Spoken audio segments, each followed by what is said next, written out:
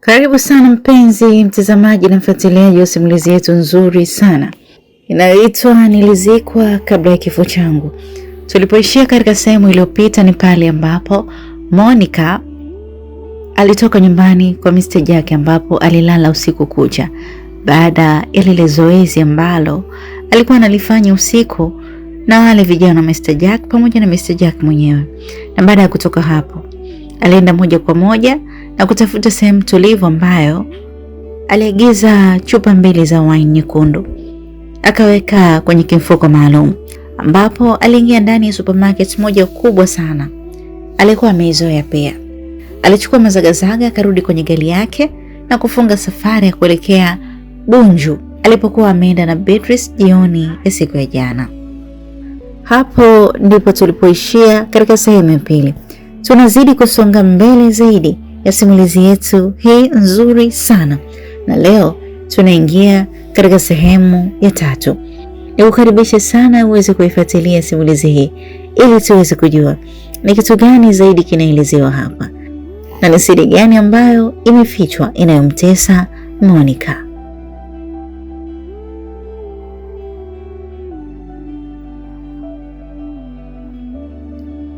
Kutokana na foleni za hapa na pale, ilimchukua lisali moja kufika huko. Alipaki gari vizuri humo shambani, yeye peke yake.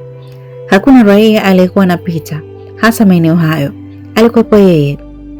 Ilikuwa ni shamba kubwa na alilimiliki.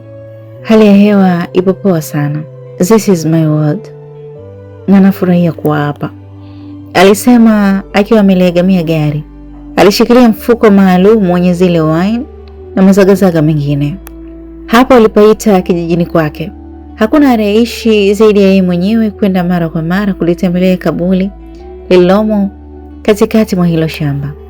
Aliangalia mazingira, akatoka hapo kwenye gari na kuanza kupiga hatua. Hakuna mwanadamu anayeweza kuirudisha furaha yangu zaidi yako baby. Hawajali kuhusu maumivu yangu na mimi siwezi kuwa na shobo nao. Aliongea peke yake. Dakika chache alifika lilipo kaburi. Akasimama upande wa nyuma. Aliweka mfuko chini. Akasogea ulipokuwa mti mkubwa. Kulikuwa na kiti chake anachokihifadhi hapo. Akakichukua na kurudi nacho kaburini. Pembeni upande wa kulia. Akakunjua kisha akakaa. What's up baby? Mambo vipi? Alimsalimia mtu alilala hapo kaburini. Japo kwenye bango kuliandikwa jina lake, Monica, kwa michirizi ya damu. Today is new day, right? Alipikicha viganja vyake kupunguza baridi. Akamuongelesha maiti kuwa hiyo ni siku mpya. Nimechoka sana. Na unajua kwa nini nimechoka? Siku yangu haiwezi kwenda sawa kama sijapata nafasi ya kupiga mvinyo na wewe. Ni wazi unajua kiasi gani napitia mateso kuishi bila wewe. Ndio maana nafanya hivi kwa ajili ya kujiliwaza. Unajua nini? Alimeza mate, akaacha kuongea. Huku akiuchukua ule mfuko wenye wine. Alitoa biskuti 2 pamoja na kimkoba kidogo kilichokuwa kimehifadhiwa kitabu. Alizichukua wine akazifungua na kutia kwenye glass. Aligonga chas kisha glass moja akaitia pale kaburini ikiwa na muonekano mzuri wa ujazo wa wine nyekundu. Natamani ujue ni kiasi gani nimekumisi, alisema. Akapiga fundo la unywaji na kutulia kusikilizia ladha. Aliweka glasi pembeni akafungua biskuti. Alichukua kitabu akasoma maneno yaliyoandikwa nje ya cover. Alichukua kitabu akasoma maneno yaliyoandikwa nje ya cover kama title, The Life After Death. Ndivyo ilivyosomeka, ikiwa na maana maisha baada ya kifo. Alicheka sana baada ya kumaliza kuyasoma. Alicheka mno kisha akachukua glasi na kupiga fundo lingine la unywaji. Baby, you know what? Alimuita mtu aliyelala hapo kaburini. Akataka kumjuza kitu. Sio wale wapuuzi tu, bali binadamu wote wana roho mbaya sana, zaidi ya sana. Huwezi kuamini mpaka sasa nimekutana na binadamu mmoja mwenye mapenzi ya dhati. Beatrice. Ni huyo tu. Hawezi kunizingua. Hawezi kunisaliti. Lakini binadamu ana roho mbaya. Natamani muda wangu uwadie nije tufurahie wote maisha ya kuzimu. Najua huko ulikutana na watu wenye upendo mkubwa, ndio maana hujawahi kuja kunistakia tofauti na mimi ninavyokustakia kila siku baby. Alimuita. Acha leo nikusomee kurasa 2 za kitabu kilichoandikwa na Richard O'Day. Ina imani utakifurahia pamoja na kufurahia mvinyo mwekundu, alisema. Akafungua kurasa za kitabu na kuanza kusoma. Baada ya nusu saa alimaliza, huku majira nayo yakielekea kwenye saa 2:30. Alifunga kitabu, uso wake ukiwa tayari umeingia kwenye hisia nyingine. Aliangalia kaburi, akanyanyuka. Alichukua ile glasi ya mvinyo aliyokuwa ameiweka hapo kaburini, akaimwaga, akilizunguka kaburi na kuongea maneno makali sana. Walitufanyia kitu kibaya sana. Walitufanya tuishi kama watumwa kwenye uso wa dunia. Kibaya zaidi, hakuna mwanadamu alituonea huruma. Wote walikubali kutuzika tukiwa bado tunaishi. Nina kumbukumbu mbaya ambayo sina kumsimulia. Patipo siku hasira zangu zitapanda niwafanye kitu kibaya sana. Watakufa kama wao walivyotuua. Watakufa vibaya, kichwa chini miguu juu. Nawachukia sana. Nawachukia. Roho za waliokufa zitaungana zikwambie ni kiasi gani nachukia. Alimaliza kumwaga mvinyo, akarudi kwenye kiti na kukaa. Alikunja 4 kabisa, akawa anaangalia mandhari pamoja na kuendelea kuongea maneno kana kwamba anaongea na mtu. Jua lilipokolea, aliaga akaondoka zake, huku akijihisi kuwa yuko vizuri sana. Alisikia poa kabisa, uchovu wote aliokuwa nao uliisha. Alikuwa na simulizi mbaya kwenye maisha yake iliyompelekea awe hivyo alivyo. Alikuwa na siri iliyomfanya awe chizi wa ngono, hasa anapoingia masiku ya Jumatano, Jumamosi na Jumatatu. Hakuyapenda hata kidogo maisha anayoishi, lakini alilazimika kwa sababu ya mambo yaliyotokea. Alienda nyumbani kwake Mwananyamala apumzike kabla ya kufanya jambo lingine lolote. Alikuwa na nyumba nzuri tu ya kisasa kabisa ambayo alijenga kutokana na biashara zake zinazomweka mjini, ukiachana na kazi ya biashara ya ngono aliyoifanya kama sehemu ya kukidhi kiu yake kila inapokuwa inamkamata. Majira hayo ya saa 3 kuelekea saa 4 asubuhi, ndege binafsi iliyotoka Tanzania kuelekea India kuwapeleka wanandoa wawili, Mr. Joseph na Bi Gracia, iliingia katika viwanja vya kimataifa vya ndege vilivyopatikana katika jiji la Mumbai na kuwashusha salama wateja wake. Walipata mwongozo hadi kwenye hospitali ya kimataifa iliyokuwa na umaarufu mkubwa jijini humo. Walikaribishwa na ukarimu mkubwa na madaktari wabobezi waliokuwa na asili ya Kihindi, lakini lugha waliotumia ni ile ya kimataifa. Tunahitaji kupata tiba ya changamoto iliyotufika kwa gharama yoyote ile, alisema Mr. Joseph baada ya kuelezea kiundani shida iliyofikisha hapo. Jopo la madaktari lilimchukua Bi Gracia na kumfanyia vipimo vilivyoboreshwa. Walisubiri hadi mchana, wakampatia mapumziko ya muda mfupi kabla ya kutoa majibu kamili. Mnaweza kwenda kupata chakula cha mchana, kisha mtarudi kwa ajili ya majibu. Walitakiwa waende kupata chakula cha mchana ambacho kinauzwa hapo hapo hospitalini upande wa pili. Watakaporudi watakutana na majibu ya kile wanachokitaka. Wanaonekana ni watu wenye presha kubwa, huenda kuna tatizo nyuma yao, alisema daktari aliliongoza jopo maalum la madaktari wa bobezi hapo hospitalini. Aliitwa Dr. Isaac Boni. Majibu yanaonyesha ana muda mfupi sana wa kuishi endapo hatapatikana mtoto wa kumpatia figo. Daktari wa kike alikuwa na asili ya Indonesia. Alimwambia Dr. Isaac kutokana na kile kilichoonekana katika majibu ya vipimo vya Bi Gracia, hakukuwa na dawa ya aina yoyote ya kumtibu zaidi ya kupatikana figo kutoka kwa mtoto wake wa kumzaa. Tofauti na hapo, ni masiku machache sana yaliyobakia aondoke ulimwenguni. Unaweza kukisia Shania? Aliuliza Dr. Isaac kama Shania anaweza kukisia ni muda gani wa kuishi umebakia kwa huyo mwanamama. Sio kukisia, ni miezi 2, alijibu akiwa na uhakika wanachokifanya Shania. Kutokana na taaluma ya daktari aliyokuwa nayo, tayari aliweza kujipa majukumu hadi ya kuzingilia kazi za Mungu za kujua mgonjwa ataweza kusurvive na ni muda gani. Hiyo ilitokana na kukua kwa teknolojia za kileo ambazo madaktari walizitumia kuzitambua seli na mfumo wa mwili wa mwanadamu, kisha kukisia anaweza kuishi kwa muda gani. Na kweli makisio yao huwa yana majibu chanya. Mara chache sana yatokee ya Mungu kuonesha uwezo wake kuwa ni wanadamu tu na mimi nitabaki kwa Mungu. Bi Gracia na mumewe walimaliza kula chakula cha mchana, wakarudi kwenye chumba cha madaktari kwa ajili ya kupatiwa majibu yao. Hakika wote wawili walijikuta wanatokwa na machozi baada ya kile walichoambiwa. Tanzania kwenda sambamba kabisa na wanachoambiwa hapo. Ni miezi miwili pekee unaweza kusurvive. Ni miezi miwili pekee unaweza kusurvive Bi Gracia. Inaonyesha uliwahi kuzaa, tena zaidi ya mtoto mmoja.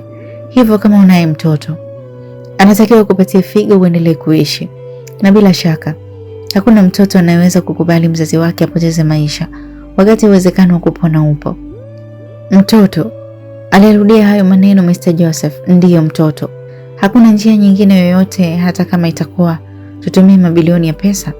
Aliuliza akiwa amechanganyikiwa kiasi kwamba mpaka daktari alijikuta anatabasamu. Unaweza kutumia pesa kwa chochote hapa ulimwenguni, lakini uhai ni jambo linalowashinda wanasayansi wote. Tunataka pesa tuweze kuishi maisha mazuri.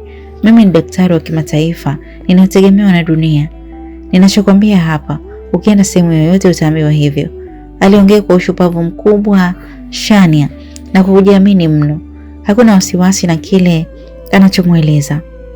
Hawakutaka ushauri wowote. Walitoka hospitali vichwa vikiwa chini, wakajiandaa kwa ajili ya kurudi Tanzania. Walifika uwanja wa ndege, kila mmoja akiwa mzito kuongea na mwenzake. Hawakuzungumza kabisa mpaka wanaingia kwenye ndege na kuanza safari ya kurejea nchini. Mtoto pekee anayeweza kukufanya upone ni Sandra. Tunampataje? Aliondoa ukimya Mr. Joseph, pressure yote ikiwa juu. Alishachanganyikiwa. Ni miezi miwili pekee ilibaki Bi Gracia aweze kupoteza maisha.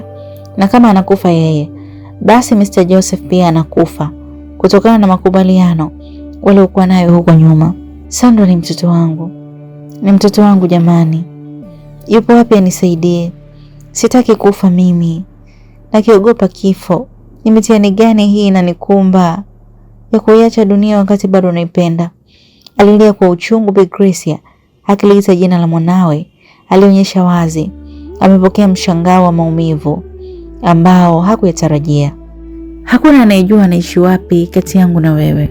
Tunachotakiwa kuomba ni awe mzima. Kama alishakufa je? Ina maana usajili huu tulionao ambao tuliusaka kwa miaka nenda rudi mpaka tunaupata, hata kuufaidi bado hatujaufaidi. Tutauacha kwenye mikono ya watu wengine? Ni ujinga gani huo? Ni ujinga gani mke wangu? Sandra akiwa hai lazima apatikane. Na akishapatikana, iwe kwa hiari, iwe kwa kutaka, lazima atatoe figo. Unadhani anaweza kukubali kutoa kiungo chake kwa hiari? Aliuliza Bi Gracia akitumia sauti iliyozungukwa na kila dalili za kutaka huruma. Ndio maana anasema atake stake, figo ataitoa tu. Apatikane kwanza. Atapatikana, lazima apatikane. Ndege iliruka angani kutafuta masafa ya Tanzania. Mr. Joseph na mkewe walichanganyikiwa kuliko maelezo. Wakajiuliza maswali mengi yasiokuwa na majibu. Walitakiwa kuitumia miezi miwili kumtafuta Sandra, na wakishampata akubali kutoa figo kwa mama yake. Mr. Joseph hakuwa na tatizo lolote, lakini yeye ndiye alizidiwa na kuchanganyikiwa kuliko hata mkewe. Alikuwa na pressure zinazoweza kumuua muda wowote. Hakutaka kuona jambo baya linatokea kwa muda huo ambao alikuwa anakula raha za utajiri. Alikunja sura muda wote wa safari. Bi Gracia aliweza kupata usingizi, akalala. Yeye akawa anawaza mambo mengi sana. Alikumbuka usiku mmoja manane walipokuwa sehemu yeye na mkewe. Ilikuwa ni nje ya mji, vijijini sana, tena ndani ya pango. Walikaa chini wakiwa wamezungukwa na watu wengi waliovalia manguo meusi, huku moshi ulikuwa umetapakaa kila kona. Shalom. Mr. Joseph Kwanda Aliitwa na mtu aliyekuwa amekalia kiti kirefu mbele kabisa ya pango. Alivaa nguo nyekundu na mwili wake ulizungukwa na urembo mbalimbali. Karibu katika chama chetu cha Powerful Organization, Lucifer Oba. Baada ya kukamilisha masharti yetu yote, sasa utakuwa mtu mashuhuri ndani na nje Tanzania. Utakuwa na usajili usiotaka kafara nyingine zaidi ya watoto wako wawili. Mmoja utamtoa msukule na mwingine atakuwa ufunguo wa mali zako. Mr. Joseph, unatakiwa kukubali kuishi bila watoto ili uweze kula raha za maisha hapa ulimwenguni.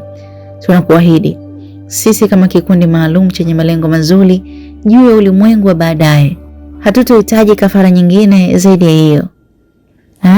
Mr. Joseph alitoka kwenye kumbukumbu, akalitaja jina la Sandra, macho yakiwa yamemtoka. Sandra, wewe ndio ufunguo wa mali zangu zote. Kama ungekuwa tayari umekufa, ningepatiwa taarifa niweze kutafuta mtu mwingine. Ina maana upo hai, basi lazima nikupate popote pale ulipo. Lazima nikupate. Sitokubali kufa kirahisi na kuacha utajiri. Aliapa kumtafuta Sandra popote alipo. Kichwa kilimuuma alipokumbuka majibu ya madaktari kuhusu muda uliobakia wa Bi Gracia aondoke ulimwenguni kutokana na ugonjwa uliokuwa unamsumbua. Tunakufaje sasa? Alijiuliza. Ndege iliendelea kuyakata mawingu, hali ya hewa ikiwa vizuri. Majira ya jioni yaliingia. Ukawa ni muda sahihi wa Beatrice kuhakikisha ofisi inafungwa na funguo zinakuwa kwenye mikono salama ya mtu sahihi. Siku imeisha poa sana, alisema kuambia washikaji zake wakiwa tayari wanaelekea parking ili kila mmoja aingie kwenye gari yake na kuondoka mahala hapo. Tumeongea mengi tukiwa ofisini, lakini tumesahau jambo moja. Walifika parking. Daniel akaegemea gari yake na kutaka kumjuza kitu Beatrice, ambaye naye aliegemea gari yake pia. Mr. Hari alisimama pembeni yao. Gari yake ilikuwa upande wa pili. Jambo gani? Kuhusu rafiki yako. Nipo serious. Fanya utukutanishe naye, tuyaone maumbaji ya Mungu. Umalaya unaosumbua bro. Huwezi mla rafiki yangu. Sijasema kama nataka kumla. Hizo ni habari zako. Na kujua vizuri Daniel, huna cha kunidanganya. Nilipokuambia habari za Shepu, hapo masikio yote yamekusimama. Nimeomba kwa ajili yetu. Unataka nitamani nini sasa? Mwanamke pekee ambaye siwezi kumla ni wewe. Na ni kwa sababu unazijua nyendo zangu. Tofauti na hapo ungeshanipa zamani huo mzigo. Wana matani sana. Weekend hatutokuwa kazini. Nitakutanisha naye. Aliwaahidi kuwakutanisha na Monica yatakapoingia masiku ya weekend. Promise? Yeah, promise. Okay, sina lengo la zaidi. Kesho ni Ijumaa. Nategemea kumwona Mr. Ali akija na kanzu ofisini, alisema Daniel akimpiga jicho Mr. Ali aliyekuwa kimya muda wote. Ni asili yangu, lazima nifanye hivyo. Siku tukufu siwezi kuvaa mavazi ya kawaida, alisema Mr. Ali. Aliguna Beatrice. You're welcome. Nitaelekea Goba jioni hii. Nawai. Daniel alifunga gari yake akaingia ndani huku akidai anaelekea sehemu. Una promise ya kukatiwa viuno mbwa wewe. Nani asikujua? Utafia kwenye kinena shauli yako, alitania Beatrice. Kuna kitu kitamu kama hicho sasa, aliuliza Daniel. Kuwa makini bro. Mr. Ali alimtaka rafiki yake awe makini huku anapoenda. Tayari alikuwa anaongea huku anaondoa gari. Wakabaki wawili parking. Ni mshenzi sana, alisema Beatrice, midomo yake ikiwa na tabasamu. Ulinishangaza you know. Mr. Ali alilisogelea gari la Beatrice, akalegemia kisha akakaa kama mtu aliyetaka kujuzwa kitu. Aliuliza kuhusu nini Beatrice? Your friend. Ni mzuri right? Than me. Than you? Yeah. Uwenda kama Mungu angenipa uzuri wa Monica, ningeishi nje ya dunia. Uliwahi kuviona vitu vizuri ukavisadikisha kuwa ni vizuri yale? Ninapokuambia Monica ni mzuri, niamini kuwa ni mzuri vibaya sana. Hakuna sehemu yoyote aliyonyimwa mwilini mwake. Alipewa sura, urefu na umbile. Huwezi amini, umbile lake liliwahi kunifanya nitamani kuwa mwanaume. Aisee, ningemgonga sana, na vile ni rafiki yangu ningemgonga mno. Si mnene ila ni namba 8 bro. Shepu yake akivaa nguo yoyote nakubali. Pia anajijua kuwa ni mzuri sana. Anajua kupangilia nguo zake.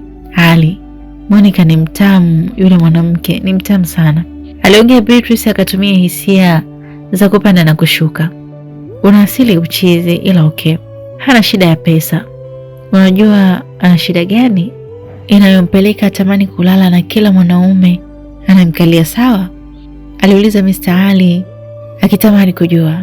She's my little friend, lakini huwezi kuamini mpaka leo sijui chochote kumhusu yeye.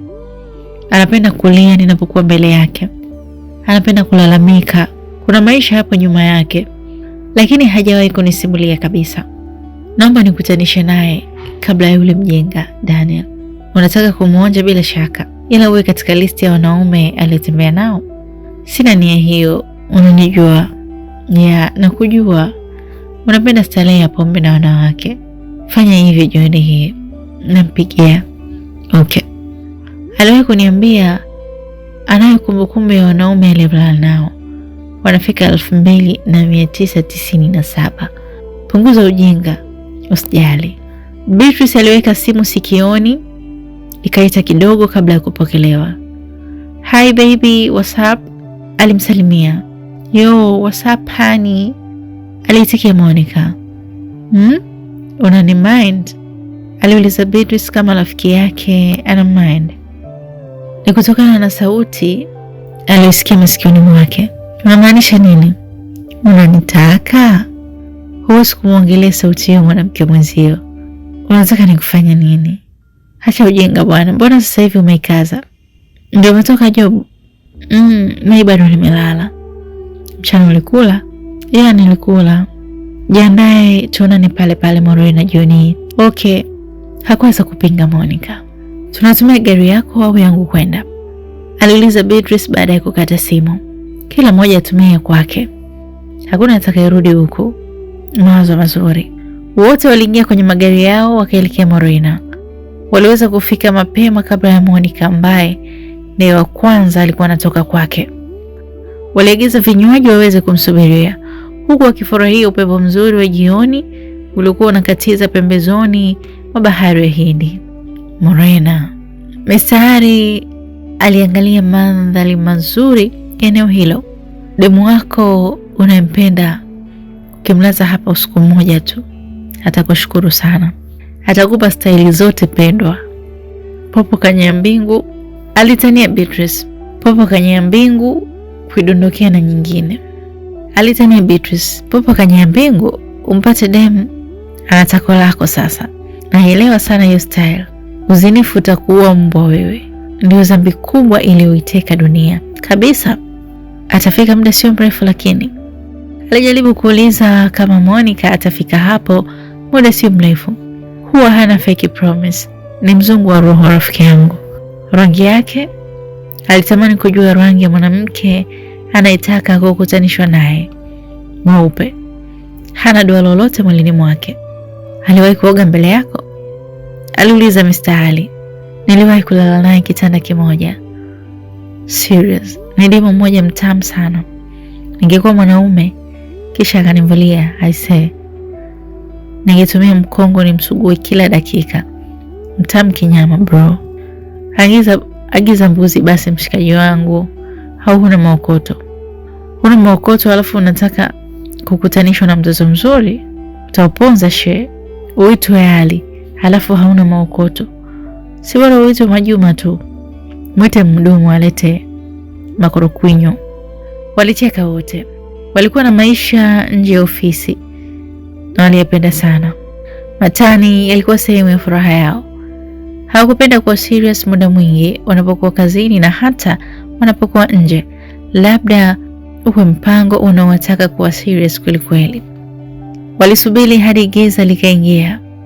Ndio Monica alifika hapo. Walikaa sehemu ambayo haipotezi hivyo. Baada ya kufika tu na kupaki gari yake, aliingia ndani kidogo, akaangalia huku na kule. Akawaona. Mr. Ali alimwona mtoto anayekuja kwa mbali. Mama we! Alijikuta anakohoa kikohozi cha uongo na kweli. Akatafuta leso aweze kujifutafuta jasho usoni ili muonekano wake uwe mzuri. Mtoto alikuwa mkali sio poa. Vipi mwanangu, unaichukuliaje mashine? Beatrice alimpiga jicho, akamuona anavyojifutafuta. Ikabidi amuulize swali la kizushi. Mwanasheria wangu yupo nje ya nchi. Siruhusiwi kuongea chochote mpaka afike. Hi baby. Monica alifika kwenye meza yao. Akatoa mkoba na kumsalimia Beatrice. What's up? Beatrice alimwangalia mtoto anavyovutia. Akamsalimia kishikaji.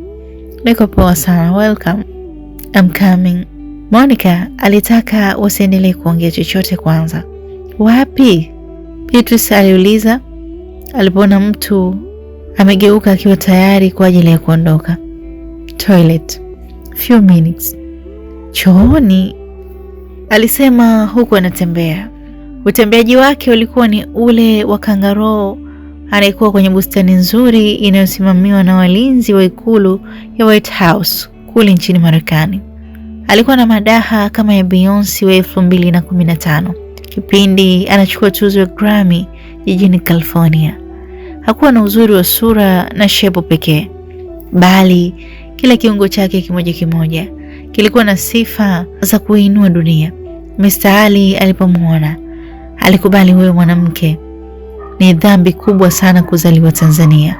Hadhi yake hakustahili kabisa kukanyaga vumbi wala tope la buza. Sijawahi kuiona toni huyu mwanamke tangu nazaliwa mpaka hapa nilipofika. Ni dhambi kubwa sana kwa kuzaliwa Tanzania, au vipi?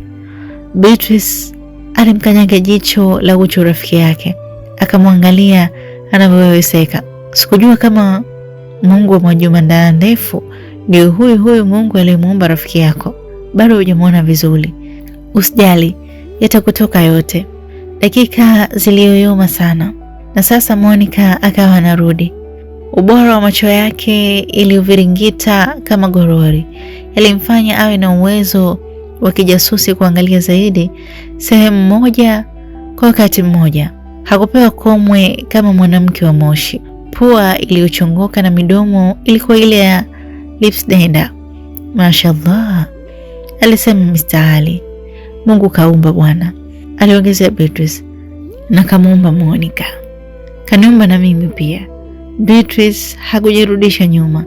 Ukweli naye alikuwa chuma haswa. Si unajua ndege wafananao ndio huruka anga moja? Akikubali nimtie kichwa tu na filisi akaunti zangu zote. Aliongea maneno ya matani Mr. Ali. Wakacheka wote wawili. You so bad. You bad. Mnaniteta? Monica alifika akaongea kimadeko, akavuta kiti akae. This is my best friend like you, alisema Beatrice, akimtambulisha Monica kuhusu Mr. Ali kuwa huyo ni rafiki yake kipenzi kama alivyo yeye. Okay handsome. Monica alimwangalia Mr. Ali kwa lile jicho la kuibia mno. Hata jamaa hakujua kama tayari ameangaliwa. You can call me Ali. Mr. Ali, mambo? Alimjulia hali akimwonyesha mkono. Poa, nice to meet you. Mr. Ali naye alipokea mkono, wakashikana na kumweleza kiasi gani amefurahi kukutana naye. Nice to meet you. Beatrice ashaniambia kuhusu jina lako ni Monica. Haja kudanganya. That's my real name. Bila shaka wazazi wako walifurahia sana siku waliokupata na kukabidhi hilo jina. Unaendana nalo sana. Siwezi kuzungumza chochote kuhusu hilo. Nashukuru. Karibu. Asante. Waliachana mikono. Mr. Ali akakohoa kidogo na kumwangalia Beatrice. Waita. Aliita kwa nguvu kumuita mhudumu. Ukisikia muda wa makorokwiyo ndio huu sasa. Ukiitwa Mr. Ali lazima maokoto yasome. Usikae kizembe Monica, alisema kisha akamwita Monica. Yes. Mimi nishachanganyikiwa na huwa sijui kufunga. Tumia chochote unachojisikia, nitalipia chochote mama. Hela isipotosha nitaenda ATM. Asante kwa fursa. Nisijali kuhusu rafiki yangu, aliuliza Monica. Ashanitapeli sana huyu. Usijali kuhusu yeye, ni mfanyakazi wangu pia pale ofisini, alisema Mr. Ali, kisha akasogeza mguu wake kumkanyaga Beatrice kama kumkonyeza asije kuropoka kuhusu wadhifa wa kiofisi. Naelewa, usijali. Beatrice alitikisa kichwa akamwambia asihangaikie kumkonyeza, naelewa. Viliagizwa vinywaji na nyama choma ya kutosha waweze kuburudika. Mr. Ali hakuacha kuangalia uumbaji wa Mungu. Macho yake aliyatupa mara kwa mara usoni mwa Monica. Alichizika mchizi. Alitamani ajue kwa nini mwanamke mzuri kama huyu anashindwa kutulia na mwanaume mmoja. Kuna nini nyuma ya maisha yake?